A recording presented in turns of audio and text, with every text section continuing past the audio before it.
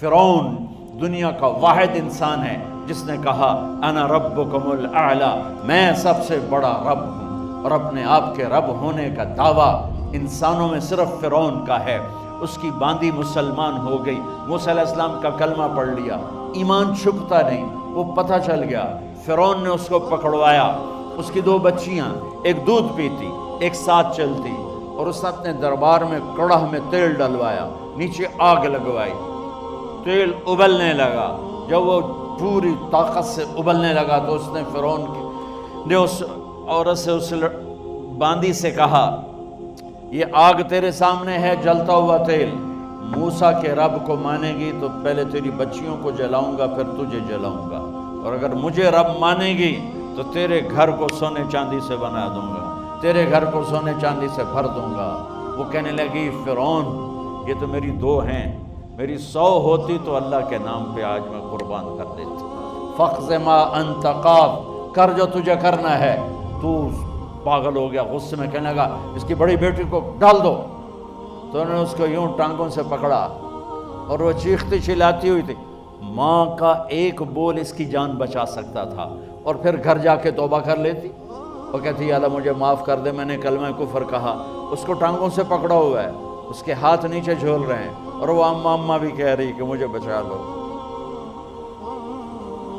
ماں نے اپنی آنکھوں سے بچی کو تیل میں یوں ڈوبتے دیکھا، اور پھر وہ ابھری جیسے مچھلی تلنے کے لیے، جیسے مچھلی تلی جاتی تو باہر آ جاتی، اوپر آ جاتی، تو وہ ایسے بلبلے اٹھ رہے تھے۔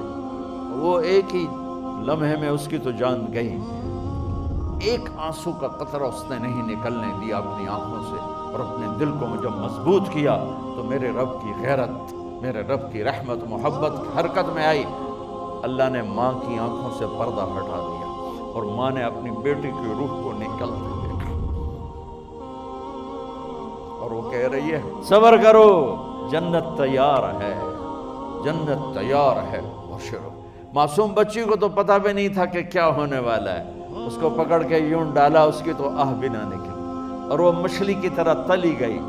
اب پھر ماں کا کلیجہ پھٹا، اللہ نے پھر آنکھوں سے پردہ ہٹایا، اور انہیں اپنی بچی کی روح کو نکلتے دیکھا، اور وہ کہہ رہی ہے جنت تیار ہے، جنت تیار ہے۔ جب اس کو پکڑ کے لے جانے لگے، اس نے فرعون کو دیکھا۔ فرعون اس کی آنکھوں میں آنکھیں نہیں ڈال سکا، نظریں نیچے ہوں گی اس کی۔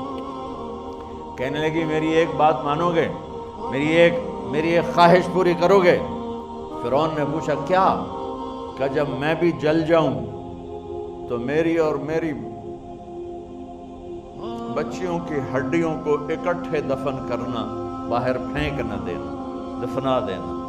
فرعون نے کہا تمہاری یہ خواہش پوری کی جائے۔ انہوں نے کہا پیچھے ہٹ جاؤ، میں نے اللہ کو جان دینی ہے، مجھے دھکا دینے کی ضرورت نہیں ہے، میں اپنے اللہ سے ملنے جا رہا ہوں۔ سبحان اللہ، جب اللہ مطلوب ہوتا ہے تو موت محبوب بن جاتی۔ وہ چھلانگ مار گئی، اللہ اکبر کا نعرہ لگاتی ہوئی، ہڈیاں ادھڑ گئیں، گوشت ادھڑ گیا، ہڈیاں باقی رہ گئیں۔ فرعون نے کہا ایک ہی جگہ ڈال دو، سب کو دفن کر دو۔ دفن 2050 سال کے بعد میرے نبی کی سواری بیت المقدس جا رہی ہے، اور بیت المقدس پر جب وہ اوپر پہنچے ہیں تو مصر وہاں سے قریب ہو جاتا ہے۔ جب وہ اترنے لگے تو میرے نبی نے کہا جبریل جنت کی خوشبو آ رہی ہے، جبریل جنت کی خوشبو آ رہی ہے۔ کہاں سے؟ ابھی تو جنت اوپر ہے، ابھی تو اوپر جانا ہے، تو یہ زمین سے جنت کی خوشبو کیا آ رہی ہے؟ تو جبریل نے عرض کی یا رسول اللہ، فرعون کی ایک باندی تھی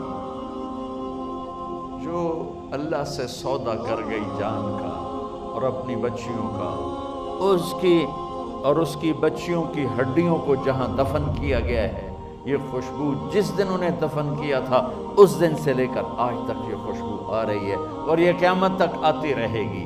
اللہ اپنے نام پہ قربان ہونے والوں کی یوں قیمت لگاتا ہے۔